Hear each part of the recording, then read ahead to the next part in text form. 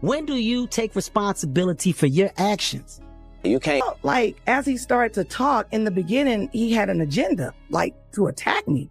And I kept feeling some type of way. And I'm like, did you feel the tension in the room before he even started talking? I felt the tension. I did. And then I said, okay, where's this going? What if I told you a single interview destroyed a woman's entire career?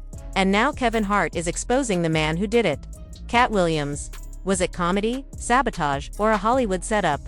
Today, we're breaking down the receipts. Kevin Hart has officially stepped into the storm surrounding Katt Williams.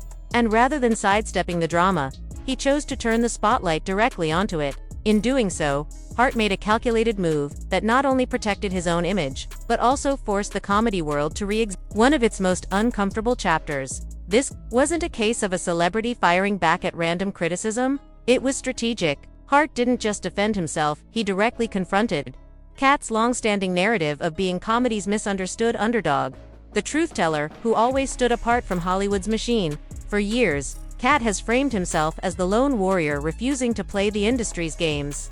The guy willing to say out loud what everyone else is too scared to admit. That image has fueled his career, attracted legions of loyal fans, and turned him into a cult-like figure in the comedy scene. But Kevin Hart flipped that script. According to Kevin, Katt Williams wasn't simply riffing when he clashed with Atlanta radio host Wanda Smith back in 2018. That moment, Kevin argued, wasn't a comedian going too far with a roast or letting his sharp tongue run wild. No, Kevin suggested it was deliberate sabotage. And the most explosive part of his accusation, that Katt didn't even do it for his own personal gain, he did it because someone paid him to. That bombshell was like tossing gasoline on a fire that had been smoldering for years. The claim hit especially hard because Katt has built much of his career around exposing Hollywood's so-called puppet masters, the shadowy figures he claims pull strings, silence voices, and manipulate who gets elevated in the entertainment industry. Katt has repeatedly accused Kevin of being one of those puppets, the polished, agreeable comedian willing to dance for those in power. But now Kevin was turning that same critique back on Katt. The irony was sharp. If Kevin's accusation held any truth, then Katt, the man who has built his legacy on calling out sellouts, might have been guilty of the very thing he spent years condemning. That reversal was too rich for the public to ignore. The moment Kevin dropped Wanda Smith's name back into the cultural conversation, wounds that had never fully healed were ripped wide open. Suddenly, clips from that infamous 2018 interview resurfaced across social media. Timelines reignited with debates. Fans and critics revisited the footage, not with the detached amusement they once had, but with fresh eyes sharpened by years of conversations about bullying, accountability, and power dynamics in entertainment. What started as Kevin Hart's personal rebuttal quickly snowballed into something much bigger, a cultural demand, and the demand was simple. Katt Williams owes Wanda Smith and her family an apology. The internet's energy shifted almost instantly. Back in 2018, the interview had largely been treated as comedy gone too far. A viral clip that highlighted Katt's sharp wit but left Wanda humiliated. People laughed at the exchange, shared memes, and largely moved on. Wanda was left to deal with the aftermath, but Katt's reputation didn't take the same hit. In fact, his fiery performance only strengthened his image as a fearless comic who didn't pull punches. But 2024 is not 2018. The cultural climate has changed. Audiences are more critical about what counts as just jokes versus what crosses into cruelty. Social media has become a space where accountability isn't just requested, it's demanded. The very same platforms that once elevated Katt's viral takedown of Wanda now became the arena where people were calling for justice, and this time, the laughter wasn't in Katt's favor. Fans pointed out the imbalance of power in that radio studio. Wanda, a local radio host and community figure, was never positioned to win a battle against a global comedy star with millions of fans. Her attempts to lighten the mood or redirect the conversation were overwhelmed by Katt's relentless barrage, and while he left the studio with more internet clout, she was left with the humiliation that eventually contributed to her career decline. That's what Kevin Hart seized upon. His accusations weren't just about defending himself from Katt's long history of insults, they were about reframing Katt as the aggressor, the saboteur, the one who weaponized comedy not against the system, but against people within his own community. Kevin's timing was surgical. He stepped in right as Katt was experiencing a rare moment of vulnerability. His recent apology to Michael Jackson's family, that apology, meant to showcase growth and maturity. cracked open a door that allowed people to drag Katt's history back into the spotlight. If Katt could admit he trashed Michael Jackson's legacy for a paycheck, fans reasoned, why couldn't he admit he sabotaged Wanda Smith for one too? The logic was airtight, and the internet latched onto it. Now the conversation has shifted into something resembling an ultimatum. Katt Williams can either step up, acknowledge the damage he caused, and issue a genuine apology to Wanda Smith's family, or he risks being exiled once again by the very culture he claims to champion. And this is where the lingering question sits heavy. Will Katt Williams finally take responsibility for derailing another comedian's future? Or will he do what he has done so many times before, double down, deflect, and frame himself as the perpetual rebel fighting against an unjust system? For Kevin, this moment is more than just a few hits about exposing contradictions. For Wanda, it's about finally receiving the public acknowledgement she never got in 2018. And for Katt, it's about whether he can sustain his carefully built image as comedy's truth teller without addressing the skeletons that are now spilling out of his closet. The stakes are higher than they've ever been. Comedy is no longer just about getting the loudest laugh. It's about who you uplift, who you tear down, and who you're willing to sacrifice for your own survival. And in that space, Kevin Hart has drawn a line in the sand. Either Katt Williams faces the music, or he proves, once again, that the rebel he plays on stage might not be the hero he claims to be, but the villain his peers are now calling him out as. Didn't have, honestly. Like,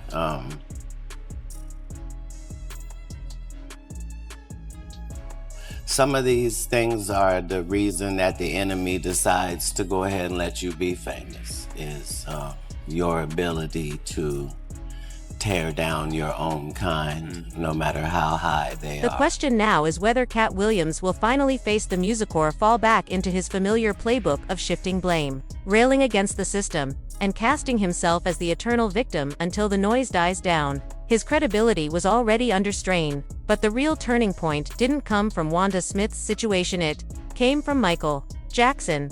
Seemingly out of nowhere, Katt went viral after offering a public apology to Michael Jackson's family. That single moment of contrition cracked open a floodgate. If Katt could admit that he profited off dismantling Jackson's image for laughs, fans reasoned, then why couldn't he acknowledge his role in Wanda Smith's career collapse? The logic was simple and impossible to ignore. For years, Michael Jackson had been one of Katt's most reliable punchlines. Entire sets were built around poking fun at the king of pop.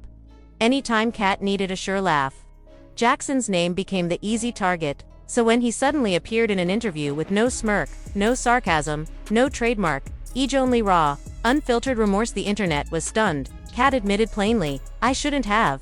He explained that sometimes tearing down legends is exactly what gatekeepers want from rising stars. It proves their willingness to dismantle their own community for fame. This was a rare moment. No jokes, no deflection. Just a man confronting the cost of his own words. They gonna sleep with him. You only got Tiffany Haddish. She been doing comedy since she was 16. You can't tell me your favorite Tiffany Haddish joke. Why? Because she ain't done a tour yet. She ain't done a special. She has not proven the ability to tell jokes back to back for an hour to nobody.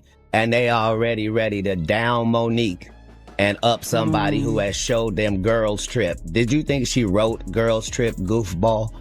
Right. Or do you think that was already a script and they handed it to her because she want to sleep with a white man? That's why the only thing she said was, "I want to give it to Brad Pitt." The only thing before that in the movie with me is, I slept with this white man and I got a white baby. She had a white husband for the 14 years she been doing comedy, and then all of a sudden divorced him, then said he abused her, then wrote a book, then said he didn't. And then now we're at Brad. When Katt Williams admitted he had played into Hollywood's agenda, the impact was immediate. He wasn't just confessing to a careless joke or petty feud, he was indicting himself. Acknowledging that the industry profits when black entertainers tear each other down. By admitting his Michael Jackson routines fed directly into that machine, Katt exposed the very cycle he had built so much of his career railing against. The internet devoured the moment, but almost instantly, a new question surfaced. If Katt could apologize to Michael Jackson's family, who else did he owe an apology to? At the very top of that list was Wanda Smith. That's when Kevin Hart stepped in and flipped the entire narrative. The tension between Kevin and Katt had been simmering for years, marked by shade, digs, and unspoken rivalry. But this wasn't just another jab. Kevin seized the opportunity to turn Katt's own playbook against him. For years, Katt painted Hart as Hollywood's favorite yes-man, the comedian willing to shuffle, mask, or pander his way to a paycheck. On Club Shay Shay, Katt accused Kevin of shutting doors on real talent while ushering in people he deemed unworthy, pointing directly to Tiffany Haddish as an example. "They tell you there are no gatekeepers," Katt said. "But every time we look, it's Kevin opening the gate. He let Tiffany in. Now he's opening it for someone else. There are hundreds of gates, and every one has a keeper." It was a bold accusation, framing Kevin as the power broker behind Haddish's rise, while suggesting she hadn't endured the grind other comics faced. But the tide turned when Katt's Michael Jackson apology triggered backlash. Kevin struck back hard. He accused Katt of being guilty of the very crimes he projected onto others, selling out, cashing checks at the expense of his own community, and destroying careers in the process. "If we're talking about selling out and hurting our own people," Kevin fired, "let's talk about you. You ended Wanda Smith's career. You got paid to do it. You keep crying victim.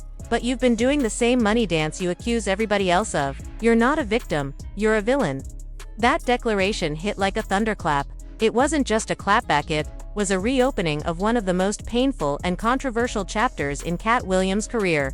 Do you cook for your kids? Absolutely. Tell me some of the things you cook that they are proud of. Like, Dad made some. You got the best spaghetti. You got the best steak. What do you have? Tell us what you cook. As a father of 7 with an unlimited food budget, you can make whatever is necessary. I With said 7, what they like. Excuse me. I'm I still said what do they answering. like? Just because you're a poor interviewer doesn't mean. I said you answer the question and just tell me. Man, you're a what they strong like. black woman. Is it Answer okay the for me to question. Come You on. keep interrupting the answer. Everyone can hear it. It sounds like you like me a little bit. It's starting to bleed over the airwaves. It is.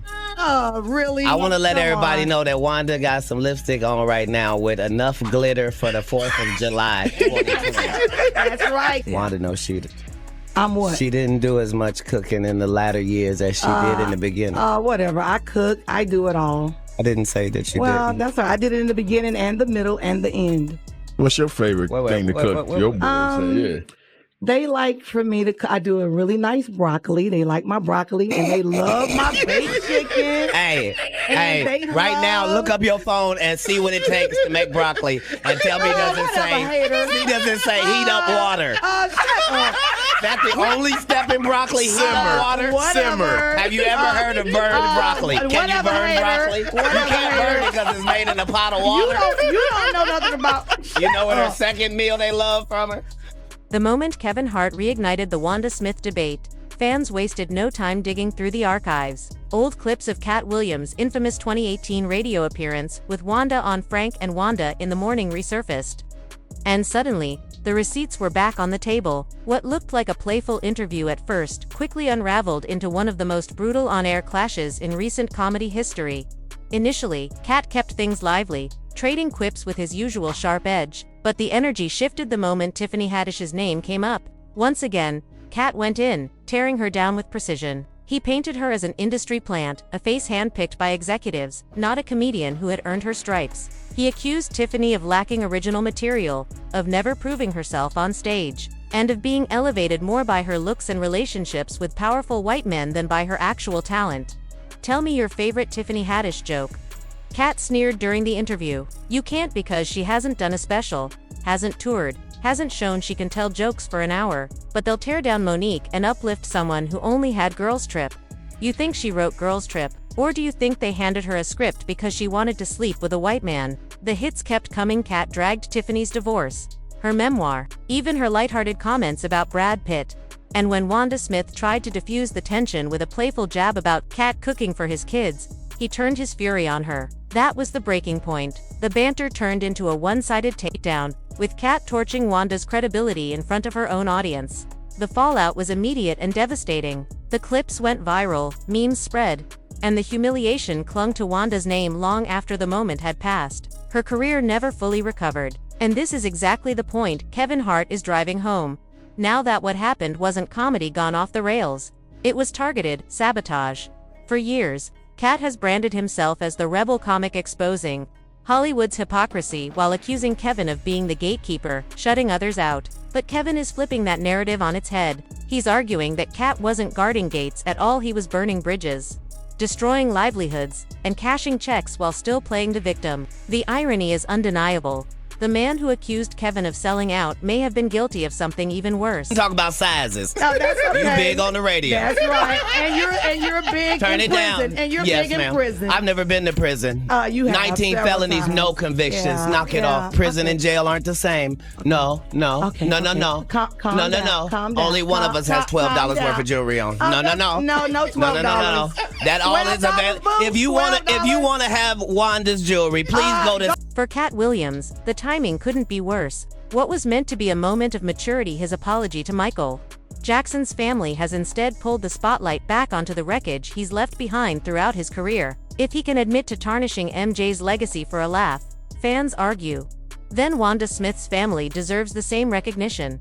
But this isn't 2018 anymore. The cultural climate has changed. Back then, Wanda became the butt of the joke, while Katt walked away unscathed. Today, social media is far less forgiving. The conversation isn't just about Wanda, it's about a pattern. People are asking, how many other comics were silenced, sidelined, or diminished by Katt's bitterness? How many times did he play victim while quietly inflicting the same harm he accused others of? Kevin Hart saw the opening and moved with precision. His call-out wasn't just about defending his own reputation, it was about exposing Katt as the very figure he claims to fight against. And whether Katt claps back or stays silent, the damage is already spreading. The clips are circulating, the interviews are trending, and the demand for an apology to Wanda Smith isn't fading away. The internet thrives on redemption arcs, but it also craves accountability. Right now, Katt Williams is stuck between the two. He can either confront his role in dismantling Wanda's career, or double down and, in doing so, prove Kevin Hart's accusations true. That Katt is quick to throw stones but never willing to face the mirror.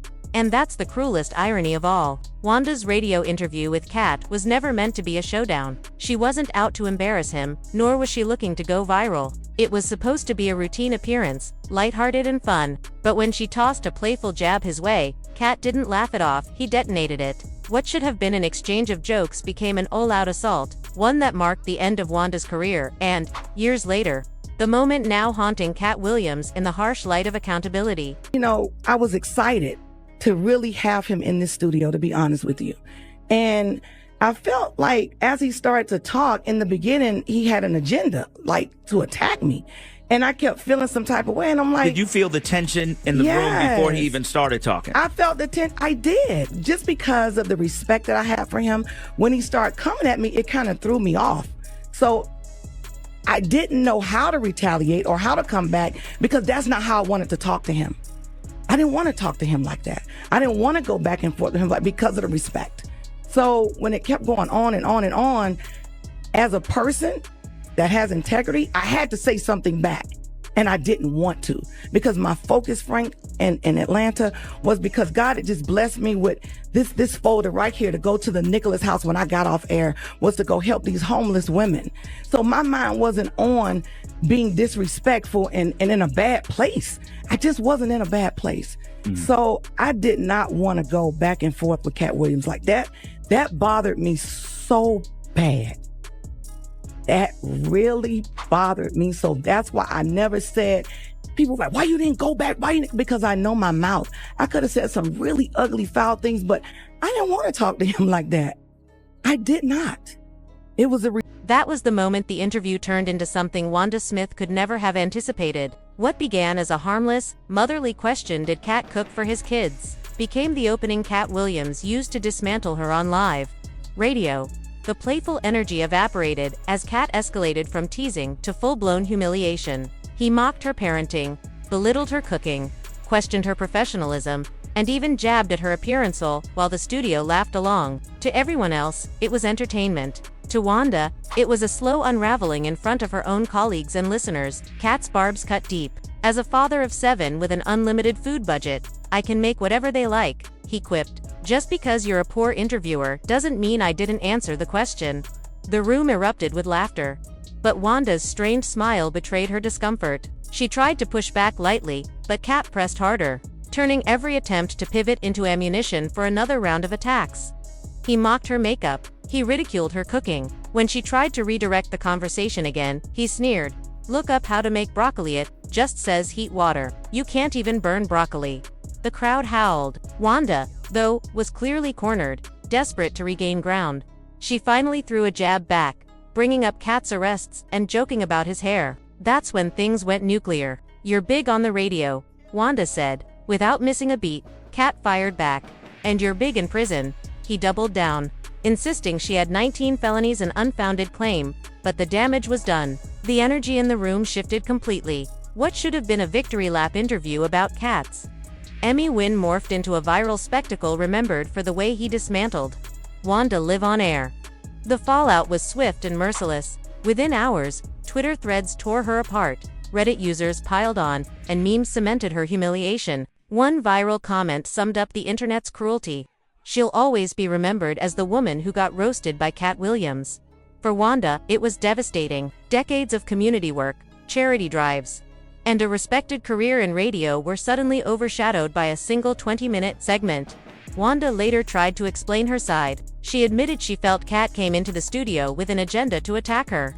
That she had sensed the tension early but chose to remain respectful. That morning, her focus wasn't on sparring, she was juggling the interview with other responsibilities.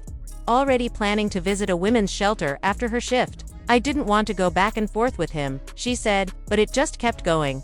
Her explanation revealed the truth.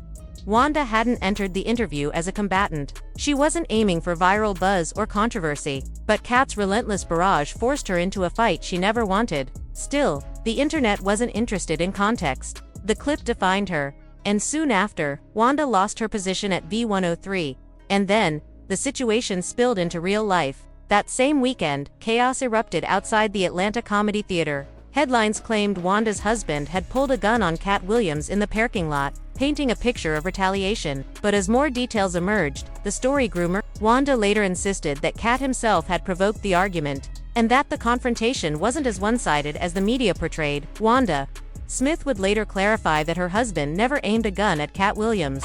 She insisted the weapon slipped, and he simply picked it back up. But the way the footage was edited told a different story. The viral clip made it appear as though her husband had gone after Katt with violent intent, casting Wanda's family as unstable and dangerous. That distorted narrative piled fresh humiliation onto a reputation already in freefall. To make matters worse, Katt never fully cooperated with police in the aftermath. He disappeared from the investigation entirely, leaving Wanda and her family alone to absorb the backlash. For Wanda, it felt intentional, like the knife had been twisted and left in place.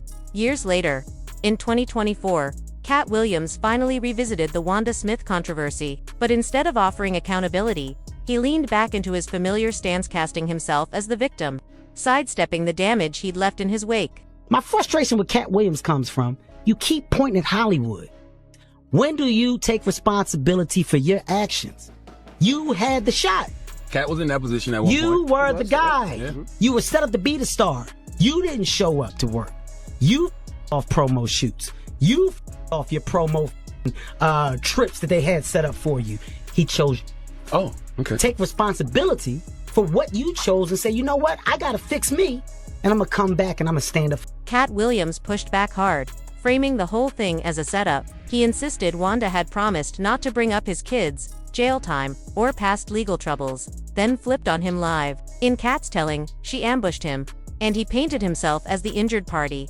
You can't flip up on me because you're an inferior comedian. I'm going to destroy you, he said, suggesting Wanda engineered the moment so he'd look bad. What he conveniently left out was that he'd been the one to steer the interview from playful to hostile.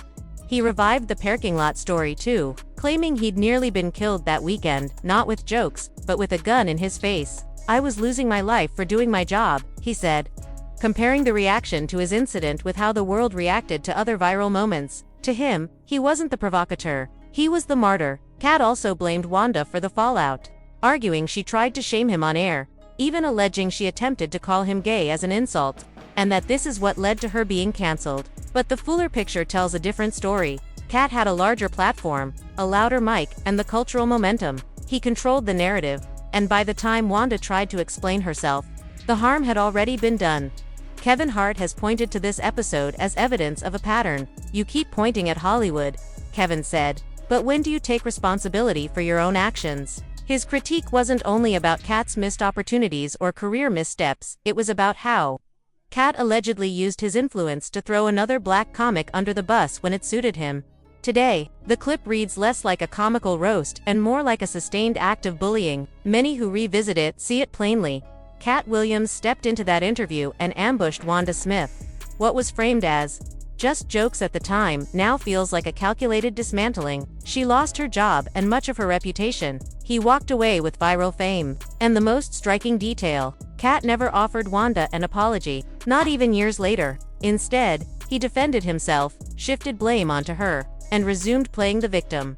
That silence, that refusal to acknowledge her pain, is what convinces many people that Kevin Hart's accusation that Katt may have been paid to bury Wanda's career is at least plausible, because if it truly had been nothing more than sharp banter gone wrong, why not offer a moment of accountability? Why not close the wound with a simple acknowledgement of harm? Instead, Katt doubled down, rewriting the story to center his own struggle while erasing Wanda's at the end of the day. Wanda didn't just lose a radio gig, she lost her reputation and a legacy built over decades of work. She was a voice in her community, a familiar presence for listeners who tuned in daily. She organized charity drives, mentored young broadcasters, and served as a cultural bridge for Atlanta's Black community. And yet, in the eyes of the internet, her name was reduced to a meme, a viral punchline cemented in one 20-minute exchange. All of that gone. Or at least overshadowed because one comedian decided that tearing her down was worth the laugh, or the payoff. The cost of that moment was uneven. Wanda carried the humiliation, the stigma, and the career fallout. Katt carried none of it, and that's why the story still resonates today. It isn't just about a comedian clowning a radio host. It's about power, platform, and accountability in an age where reputations can be erased overnight. People are still watching, still asking questions, still wondering if the truth behind that interview has yet to come out. The story isn't closed. In many ways, it feels like it's only beginning to be understood. The demand for accountability grows louder with every revisit of that clip. Like and subscribe. This isn't over. Stay tuned.